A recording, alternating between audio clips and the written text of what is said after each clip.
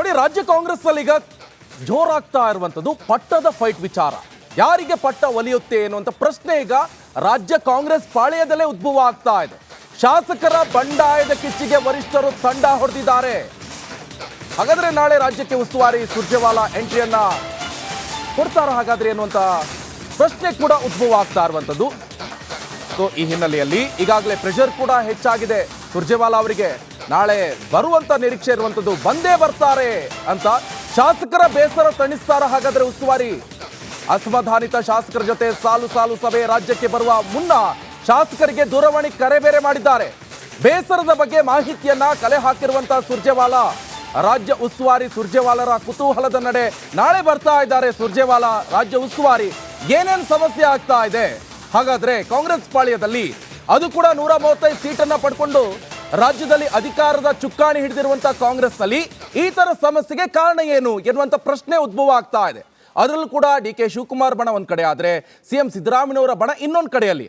ಈಗ ಇವರು ಹೇಳ್ತಾ ಇರುವಂತದ್ದು 2.5 ವರ್ಷ ಪವರ್ ಶೇರಿಂಗ್ ಇರ್ಬೋದು, ಜೊತೆಗೆ ರಾಜ್ಯದ ಕಾಂಗ್ರೆಸ್ ಉಸ್ತುವಾರಿ ಯಾರ ಹೆಗಲಿಗೆ ಅನ್ನುವಂಥ ಪ್ರಶ್ನೆ, ರಾಜ್ಯ ಕಾಂಗ್ರೆಸ್ ಅಧ್ಯಕ್ಷರು ಯಾರು ಆಗ್ತಾರೆ ಅನ್ನುವಂಥ ಪ್ರಶ್ನೆ. ಈಗಾಗಲೇ ಡಿ.ಕೆ. ಶಿವಕುಮಾರ್ ಅದರಲ್ಲಿ ಇದ್ದಾರೆ. ಅವರು ಟೈಮ್ ಆಯಿತು, ಲಿಮಿಟ್ ಆಯಿತು. ಆದರೆ ಬೇರೆಯವರ ನೇಮಕ ಯಾವಾಗ? ಆಲ್ಮೋಸ್ಟ್ ಎಲ್ಲ ಕಾಂಗ್ರೆಸ್ ಲೀಡರ್ಸ್ ನೀವು ನೋಡ್ತಾ ಇರ್ಬೋದು, ಎಲ್ಲ ಸೀನಿಯರ್ಸ್ಗಳು. ಸೊ ಅವರಿಗೊಂದು ಆಸೆ ಇದೆ, ನಾವು ರಾಜಕೀಯದಲ್ಲಿ ರಾಜೀನಾಮೆ ಕೊಡುವ ಮುನ್ನ ನಾವು ಒಂದು ದೊಡ್ಡ ಪಟ್ಟವನ್ನು ಅಲಂಕಾರ ಮಾಡಬೇಕು. ಹಾಗಾದ್ರೆ ಈ ಪಟ್ಟ ಒಲಿಯುತ್ತಾ? ಶ್ರೀಪಾದ್, ಈಗಾಗಲೇ ಗಮನಿಸ್ತಾ ಇರ್ಬೋದು, ಈ ಬಿಜೆಪಿಯಲ್ಲಿ 75 ವರ್ಷ ಎಂಡಿಂಗ್ ಟೈಮ್ ಇದೆ. ಆದರೆ ಕಾಂಗ್ರೆಸ್ಸಲ್ಲಿ ಹಾಗಿಲ್ಲ. ಎಲ್ಲರೂ ಕೂಡ ಸೀನಿಯರ್, ಆಲ್ಮೋಸ್ಟ್ ಎಲ್ಲ ಈ ಹಿರಿತಲೆಗಳೇ ಇರುವುದು. ಅವರಿಗೊಂದು ಆಸೆ ಇದೆ, ನಾವು ಏನಾದರೂ ಮಾಡ್ಬೇಕು. ಖಾಲಿ ಶಾಸಕರು ಸಚಿವರು ಇದೆಲ್ಲ 5-6 ಬಾರಿ ಅನುಭವಿಸಿ ಬಿಟ್ಟವರು ಸಾಕಷ್ಟು ಜನ ಶಾಸಕರು. ಅವರಿಗೊಂದು ಇರುವಂಥದ್ದು ರಾಜ್ಯ ಕಾಂಗ್ರೆಸ್ ಪಟ್ಟ ಇರ್ಬೋದು, ಅಥವಾ ನಾನೇನಾದರೂ ಮುಂದಿನ ಮುಖ್ಯಮಂತ್ರಿನೋ DCM ಆಗೋ ಪಟ್ಟ ಏನಾಗ್ಬೋದು ಅಂತ ಪ್ರಶ್ನೆ ಇರುವಂಥದ್ದು. ಹಿರಿಯರಿಗೆ ಆ ನಿರೀಕ್ಷೆ ಇದ್ದೇ ಇದೆ. ಅದರಲ್ಲೂ KPCC ಅಧ್ಯಕ್ಷರಾಗಿ 136 ಸ್ಥಾನಗಳನ್ನು ಗೆದ್ದಿರುವ ನಾನು CM ಆಗಲೇಬೇಕು ಅನ್ನುವಂತಹ ಅತ್ಯುತ್ಸಾಹ DCMಗೆ ಮೊದಲಿನಿಂದನೂ ಇದೆ. ಏನಾಗುತ್ತೆ ಅನ್ನೋದೇ ಸದ್ಯಕ್ಕಿನ ಪ್ರಶ್ನೆ. ಹೈಕಮಾಂಡ್ ಲೆವೆಲಲ್ಲಿ ನಿಜಕ್ಕೂ ಈ ರೀತಿಯ ಮಾತುಕತೆ ಆಗಿದೆಯಾ? 2.5 ವರ್ಷ ಅದ್ರ ಬಗ್ಗೆ ಯಾರು ಗುಟ್ಟನ್ನು ಬಿಟ್ಟು ಕೊಡ್ತಾ ಇಲ್ಲ. ಆದರೂ ಇಂಡೈರೆಕ್ಟ್ ಆಗಿ ಹಲವು ಸಚಿವರೇ, ದೇಶಪಾಂಡೆ ಅವರೇ ರಿಪಬ್ಲಿಕ್ ಕನ್ನಡ ಜೊತೆಗೆ ಮಾತಾಡುವಾಗ ಒಪ್ಕೊಂಡಿದ್ದಾರೆ, ಹೌದು ಪವರ್ ಶೇರಿಂಗ್ ಬಗ್ಗೆ ಮಾತುಕತೆ ಆಗಿದೆ ಅಂತ ಹೇಳಿ. ಅದು ಭಾರೀ ಚರ್ಚೆಗೆ ಕಾರಣ ಆದ್ಮೇಲೆ ಮತ್ತೆ ಬೇರೆ ರೀತಿಯ ಮಾತುಗಳು. ಅದರಲ್ಲಿ KN ರಾಜಣ್ಣ ಅವರು ಒಂದು ಹೇಳ್ತಿದ್ದಾರೆ, ಸೆಪ್ಟೆಂಬರ್ ಮಹಾಕ್ರಾಂತಿ ಆಗತ್ತಂತ. ಇವತ್ತು ನೋಡಿದ್ರೆ ಹಸಿರು ಕ್ರಾಂತಿ ಅಂತಾರೆ. ತಲೆ ಬುಡ ಇಲ್ದದ್ ಮಾತಾಡ್ತಾರೆ. ಇನ್ನೊಂದು ಕಡೆಯಲ್ಲಿ ಅವ್ರದ್ದು ಗೊತ್ತಿರುವಂಥ ವಿಚಾರ, ಹನಿ ಟ್ರಾಪ್ ವಿಚಾರದಲ್ಲಿ ಒಂದು ದೊಡ್ಡ ಮಟ್ಟದ ಸುದ್ದಿ ಆಯಿತು, ಅದಕ್ಕೆ ಪ್ರೂಫ್ ಕೊಡೋದ್ರಲ್ಲೇ ಅವರು ಸೋತೋಗ್ಬಿಟ್ರು, ಆಮೇಲೆ ಬಿಟ್ಟೋಗ್ಬಿಟ್ರು. ಈಗ ಇಂಥದ್ದು ದೊಡ್ಡ ಮಾತಾಡ್ತಾರಲ್ಲ, ಅವ್ರಿಗೆ ಏನು ಮಾತಿನ ಕತೆ ಮರ್ಮವೇನು ಅಂತ. ತಾವು ಈಗ DCM ಆದರೆ ಮಾಡಿದ್ರೆ ಓಕೆ, CM ಮಾಡಿದ್ರು ಓಕೆ ಅಂತ ಹೇಳ್ತಿದ್ದಾರೆ, ಅಧ್ಯಕ್ಷಗಿರಿನೂ ಓಕೆ ಅಂತಿದ್ದಾರೆ.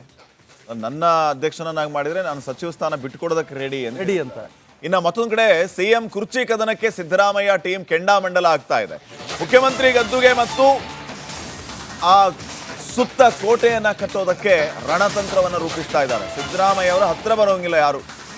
ಆ ರೀತಿ ಸಿದ್ದರಾಮಯ್ಯ ಬೆಂಬಲಿಗರು ಒಂದು ಕೋಟೆಯನ್ನ ಕಟ್ಟೋದಕ್ಕೆ ರೆಡಿ ಆಗ್ತಾ ಇದ್ದಾರೆ. ಪವರ್ ಶೇರಿಂಗ್ ವಿರುದ್ಧ ಸಿದ್ದರಾಮಯ್ಯ ಬಣ ಸಿಡಿದೆದ್ದಿದೆ. ಭಾರೀ ತಂತ್ರಗಾರಿಕೆ ರೂಪಿಸ್ತಾ ಇದ್ದಾರೆ CM and team. Power sharing ಪರಿಸ್ಥಿತಿ ಎದುರಾದ್ರೆ ಆಂತರಿಕ ಚುನಾವಣೆ ನಡೆಸುವಂತೆ ಸಿದ್ದು ಬಣ ಒತ್ತಾಯ ಮಾಡ್ತಾ ಇದೆ. ಆಂತರಿಕ ಚುನಾವಣೆ ಅಂತಂದ್ರೆ MLAಗಳು ಯಾರ ಪರವಾಗಿ ಎಷ್ಟು ಜನ ಇದ್ದಾರೆ.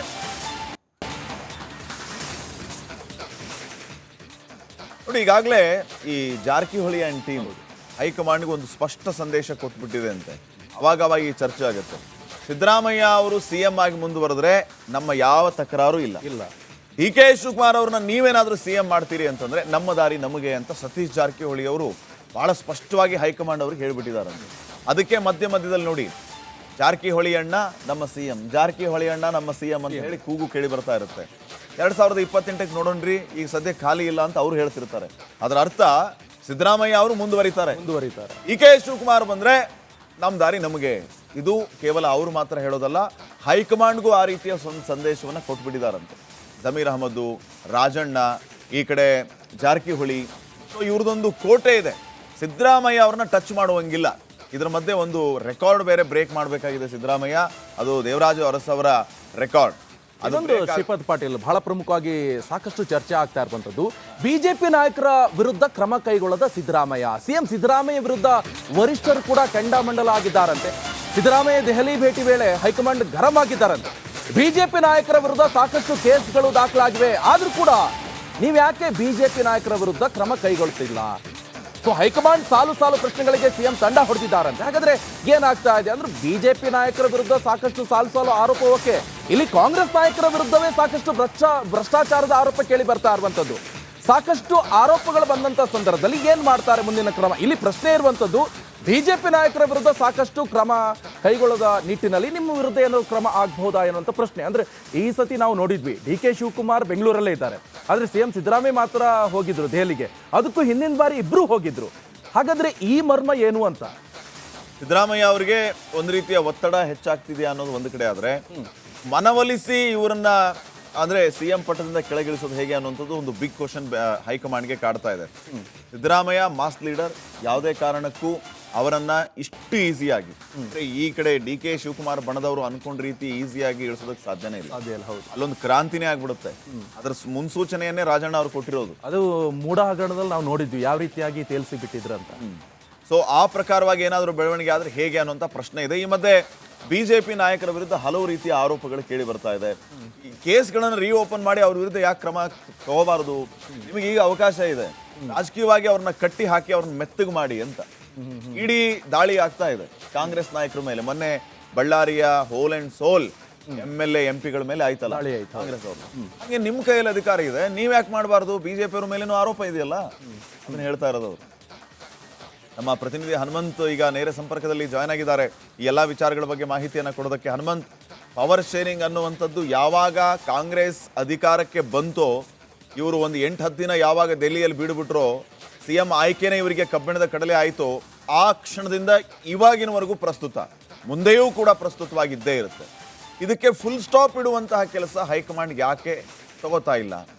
ಗಂಭೀರವಾಗಿ ತೆಗೆದುಕೊಳ್ತಾ ಇಲ್ವಾ? ಅಥವಾ ಹಿಂಗೇ ಇದ್ರ ಬಗ್ಗೆ ಚರ್ಚೆ ಮಾಡ್ತಾ ಇರೋಣ, ಅವರು ಮಾತಾಡ್ತಾ ಇರಲಿ, ನೀವು ಮಾತಾಡಬೇಡಿ ಅಂತ ನಾವು ಹೇಳ್ತಾ ಇರೋಣ, ಹೇಗೋ 5 ವರ್ಷ ಕಂಪ್ಲೀಟ್ ಮಾಡಿಬಿಡ್ಲಿ ಸಿದ್ದರಾಮಯ್ಯ ಅನ್ನೋಂಥ ಲೆಕ್ಕವಾ? ಅಥವಾ ನಿಜಕ್ಕೂ DK ಶಿವಕುಮಾರ್ ಅವರಿಗೆ ಬಿಟ್ಟು ಕೊಡುವಂತಹ ಕಸರತ್ತುಗಳು ತೆರೆಮರೆಯಲ್ಲಿ ನಡೀತಾ ಇದೆಯಾ? ಏನಾಗ್ತಾ ಇದೆ ಕಾಂಗ್ರೆಸ್ ಅಲ್ಲಿ ಅಂತ? ಶ್ರೀಪಾದ್, ರಾಜ್ಯ ಕಾಂಗ್ರೆಸ್ ಹೈಕಮಾಂಡ್ಗೆ ಒಂದಷ್ಟು ಗೊಂದಲಗಳಿದ್ದಂತೆ ಕಾಣಿಸುತ್ತೆ.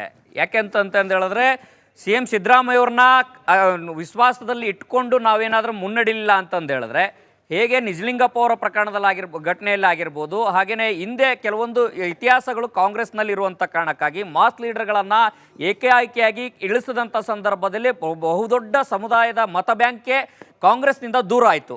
ಆ ಕಾರಣಕ್ಕಾಗಿಯೇ ಅಹಿಂದ ಮತ ಬ್ಯಾಂಕನ್ನು ಭದ್ರವಾಗಿ ಉಳಿಸ್ಕೊಂಡು CM ಸಿದ್ದರಾಮಯ್ಯ ಅವ್ರನ್ನ ವಿಶ್ವಾಸಕ್ಕೆ ಇಟ್ಕೊಂಡೇ ಮುಂಬರುವಂಥ ದಿನಗಳಲ್ಲಿ ಏನಾದರೂ ತೀರ್ಮಾನ ಆದರೆ, ಅಂಥದ್ದೇ ಪರಿಸ್ಥಿತಿ ಎದುರಾದರೆ ಅವರನ್ನು ವಿಶ್ವಾಸದಲ್ಲಿ ಇಟ್ಕೊಂಡೇ ತೀರ್ಮಾನ ಮಾಡಬೇಕಾದಂಥ ಅನಿವಾರ್ಯತೆ ಹೈಕಮಾಂಡ್ಗಿದೆ.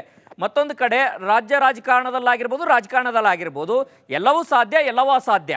ಮತ್ತು ಇವತ್ತಿನಿಂದ ಗೆದ್ದಂಥ ಶಾಸಕರಾಗಿರ್ಬೋದು, ಹಿರಿಯ ಶಾಸಕರಾಗಿರ್ಬೋದು, ರಾಜಕಾರಣಿಗಳ ಹೇಳುವಂಥ ಮಾತೇನಂತಂದು ಹೇಳಿದ್ರೆ, ಯಾರೂ ಕೂಡ ಸನ್ಯಾಸಿಗಳಲ್ಲ, ನಾವು ರಾಜಕಾರಣ ಮಾಡಲಿಕ್ಕೆ ಬಂದಿದ್ದೀವಿ ಅನ್ನೋಂಥ ಮಾತುಗಳನ್ನು ಭಾಳ ಸ್ಪಷ್ಟವಾಗಿ ಹೇಳ್ತಾರೆ. ಅದೇ ರೀತಿಯಾಗಿ DK ಶಿವಕುಮಾರ್ ಬಣದಲ್ಲಿ ಗುರುತಿಸಿಕೊಂಡಿರುವಂಥ ನಾಯಕರು ಮತ್ತು CM ಸಿದ್ದರಾಮಯ್ಯ ಅವರ ಬಣದಲ್ಲಿ ಗುರುತಿಸಿಕೊಂಡಿರುವಂಥ ನಾಯಕರು ತಮ್ಮದೇ ಆದಂಥ ವ್ಯವಸ್ಥೆಗಳನ್ನು ಭಾಳ ಸಂಪೂರ್ಣವಾಗಿ ಮಾಡ್ಕೊಳ್ತಾ ಇದ್ದಾರಂಥದ್ದು. ಹೈಕಮಾಂಡ್ ಯಾವಾಗ ಈ ಗಲಾಟೆಗಳು ನೇರವಾಗಿ ಬಹಿರಂಗವಾಗಿ ಆಗುತ್ತೆ, ಆ ಒಂದು ಸಂದರ್ಭದಲ್ಲಿ ಹೈಕಮಾಂಡ್ ಮಧ್ಯಪ್ರವೇಶ ಮಾಡಿ ಒಂದಷ್ಟು ಮದ್ದು ಹರಿಯುವಂಥ ಕೆಲಸವನ್ನು ಮಾಡುತ್ತೆ. ಅದಾದ ನಂತರದಲ್ಲಿ ಮತ್ತೆ ಈಗ ಕಾಳಗ ಮುಂದುವರಿಯುತ್ತೆ. ಆಂತರಿಕವಾಗಿ ಪವರ್ ಶೇರಿಂಗ್ ವಿಚಾರ ಇವತ್ತಿಗೂ ಕೂಡ ಮುಂದುವರಿಯುವಂಥ ಚರ್ಚೆ ಜೀವಂತ ಇಡುವಂಥ ಕೆಲಸವನ್ನು DK ಶಿವಕುಮಾರ್ ಅವರ ಬಣದವರು ಮಾಡ್ತಾ ಇರೋಂಥದ್ದು. ಅಂತಿಮವಾಗಿ ಪವರ್ ಶೇರಿಂಗ್ ವಿಚಾರ ಮಾತುಕತೆ ಆಗಿದೆಯೋ ಇಲ್ವೋ ಅನ್ನೋಂಥದ್ದು ಹೈಕಮಾಂಡೇ ಸ್ಪಷ್ಟಪಡಿಸಬೇಕು ಅನ್ನೋಂಥ ಚರ್ಚೆಗಳು ಕಾಂಗ್ರೆಸ್ ವಲಯದಲ್ಲಿ ಇದ್ದಾವೆ. ಆದರೆ ಯಾವುದಕ್ಕೂ ಇರಲಿ, ಎಂಥದ್ದೇ ಪರಿಸ್ಥಿತಿ ಎಲ್ಲಾದರೂ ಕೂಡ CM ಸಿದ್ದರಾಮಯ್ಯ ಅವರ ಕುರ್ಚಿ ಭದ್ರವಾಗಿರಬೇಕು ಅನ್ನೋಂತಹ ತಂತ್ರಗಾರಿಕೆಯನ್ನು ಅವರ ಆಪ್ತ ವಲಯದಲ್ಲಿ ಗುರುತಿಸಿಕೊಂಡಿರುವಂಥ ಸಚಿವರು, ಶಾಸಕರು ಎಲ್ಲರೂ ಕೂಡ ಮಾಡ್ತಾ ಇರೋಂಥದ್ದು. ಒಂದು ವೇಳೆ ಅಂಥದ್ದ ಪರಿಸ್ಥಿತಿ ಎದುರಾದರೆ, ಪವರ್ ಶೇರಿಂಗ್ ಪರಿಸ್ಥಿತಿ ನಾವು ಫೇಸ್ ಮಾಡಬೇಕಾದಂಥ ಅನಿವಾರ್ಯತೆ ಎದುರಾದರೆ ತಮ್ಮದೇ ಆದಂಥ ತಂತ್ರಗಾರಿಕೆಯನ್ನು ಮಾಡ್ತಾರಂಥದ್ದು. ಅದು ಆಂತರಿಕ ಪ್ರಜಾಪ್ರಭುತ್ವದಲ್ಲಿ ನಡೆಯುವಂತಹ ಚುನಾವಣೆಯಲ್ಲಿ ಇಬ್ಬರು ಕೂಡ ಸ್ಪರ್ಧೆ ಮಾಡುವಂಥದ್ದು, ಶಾಸಕರ ಮತಗಳನ್ನು ಹಾಕುವಂಥದ್ದು, ಅದರಲ್ಲೂ ಕೂಡ ಮತ್ತೊಬ್ಬ ಅಭ್ಯರ್ಥಿಯನ್ನು ಕಣಕ್ಕಿಳಿಸಿ ಮತಗಳನ್ನು ಛಿದ್ರ ಮಾಡಿಸುವಂಥ ಪ್ರಯತ್ನನೂ ಕೂಡ ನಾವು ಮಾಡ್ಬೋದು ಅನ್ನೋಂಥ ಲೆಕ್ಕಾಚಾರದಲ್ಲಿ CM ಸಿದ್ದರಾಮಯ್ಯ ಆ್ಯಂಡ್ ಟೀಮ್ ಇದ್ದಂತೆ ಇದೆ ಅನ್ನೋಂಥ ಚರ್ಚೆಗಳು ಜೋರಾಗಿದೆ. ಈ ಚರ್ಚೆ ಯಾವಾಗಿಂದ ಶುರುವಾಯಿತು ಅಂತಂದು ಹೇಳಿದ್ರೆ, ಯಾವಾಗ ದೆಹಲಿಗೆ ಹೋಗಿ ಬಂದ ನಂತರದಲ್ಲಿ ಈ ಚರ್ಚೆಗಳು ಭಾಳಷ್ಟು ಕಾಂಗ್ರೆಸ್ ವಲಯದಲ್ಲಿ ಜೋರಾಗಿ ಕೇಳಿ ಬರುತ್ತಂಥದ್ದು. ಮತ್ತೊಂದು ಕಡೆಗೆ ಈಗ ಸುರ್ಜಿವಾಲಾ ಅವರು ಕೂಡ ಒಂದು ಪವರ್ ಶೇರಿಂಗ್ ವಿಚಾರ ಅಂತಂದಾದ್ರೆ ಮತ್ತೊಂದು ಕಡೆ ಹಿರಿಯ ಶಾಸಕರು ಅನುದಾನವನ್ನು ಸಿಗ್ತಾ ಇಲ್ಲ, ಕ್ಷೇತ್ರಗಳಲ್ಲಿ ನಾವು ಜನರನ್ನ ಫೇಸ್ ಮಾಡೋಕ್ಕಾಗ್ತಾ ಇಲ್ಲ ಅಂತ ನೋವನ್ನು ಬಹಿರಂಗವಾಗಿ ಯಾವಾಗ ಹೊರಗೆ ಹಾಕಿದ್ರು, ಈ ಪರಿಸ್ಥಿತಿನ ಹಿಂಗೆ ಮುಂದೆ ಬಿಟ್ಟರೆ ಅದು ಪಕ್ಷಕ್ಕೆ ಮುಂಬರುವಂಥ ದಿನಗಳಲ್ಲಿ ಬಹುದೊಡ್ಡ ಡ್ಯಾಮೇಜ್ ಕೊಡುತ್ತೆ ಅನ್ನೋಂಥ ಲೆಕ್ಕಾಚಾರದಲ್ಲಿ ಈಗ ಸುರ್ಜೇವಾಲಾ ಅವರು ಬರ್ತಾ ಇರುವಂಥದ್ದು. ಸುರ್ಜೇವಾಲಾ ಅವರು ಬಂದು ಈಗ ಶಾಸಕರಿಗೆ 1-to-1 ಸಭೆಯನ್ನು ಮಾಡಲಿಕ್ಕೆ ಮುಂದಾಗಿರುವಂಥದ್ದು. ಈ ಒಂದು ಸಂದರ್ಭದಲ್ಲಿ ಸಹಜವಾಗಿ ಶಾಸಕರ ಅಸಮಾಧಾನ ಏನಿದೆ ಅದನ್ನು ತಣಿಸುವಂಥ ಪ್ರಯತ್ನವನ್ನು ಮಾಡಬಹುದು. ಆಡಳಿತಾತ್ಮಕವಾದಂಥ ಸಮಸ್ಯೆಗಳನ್ನು ಬಗೆಹರಿಸಬಹುದು, ಕೇಳಿಸ್ಕೊಳ್ಬಹುದು. ಆದರೆ ಅಧಿಕಾರದ ಸಮಸ್ಯೆ ಏನಿದೆ ಅದನ್ನು ಬಗೆಹರಿಸುವಂಥದ್ದು ಕಾಂಗ್ರೆಸ್ ಹೈಕಮಾಂಡ್ಗೆ ಅಷ್ಟು ಸುಲಭದ್ದಲ್ಲ. ಯಾಕೆ ಅಂತಂದು ಹೇಳಿದ್ರೆ ಪ್ರಬಲವಾಗಿರುವಂತಹ ನಾಯಕರೇ ಇಲ್ಲಿ ಕಾಳಗಕ್ಕಿಳಿದಿರುವಂಥದ್ದು. ಹೇಗಾದರೂ ಮಾಡಿ ಕುರ್ಚಿಯನ್ನು ಹತ್ತಲೇಬೇಕು ಅನ್ನೋಂಥ ಪ್ರಯತ್ನಗಳನ್ನು ಎರಡು ಬಣಗಳ ಮಾಡ್ತಿರುವಂಥದ್ದು. ಒಂದು ಬಣ ಕುರ್ಚಿ ಹತ್ತಬೇಕು, ನಾವು ಸಿಎಂ ಸ್ಥಾನವನ್ನ ಪಡಿಬೇಕು ಅನ್ನೋಂಥ ಪ್ರಯತ್ನ ಮಾಡಿದ್ರೆ, ಇನ್ನೊಂದು ಬಣ ಪ್ರಯತ್ನ ಸಿಎಂ ಸ್ಥಾನವನ್ನ ಅಬಾಧಿತವಾಗಿ ಉಳಿಸ್ಕೊಳ್ಬೇಕು. ಯಾಕೆಂತಂದು ಹೇಳಿದ್ರೆ ಸಿಎಂ ಸಿದ್ದರಾಮಯ್ಯ ಅವರು ಮುಂದುವರೆದ್ರೆ ಮುಂಬರುವಂತ ದಿನಗಳಲ್ಲಾಗಿರ್ಬೋದು, ಚುನಾವಣೆಯಲ್ಲಾಗಿರ್ಬೋದು, ನಮ್ಮ ರಾಜಕೀಯಕ್ಕೆ ಲಾಭ. ಥ್ಯಾಂಕ್ ಯು ಹನುಮಂತ್ ಮಾಹಿತಿ.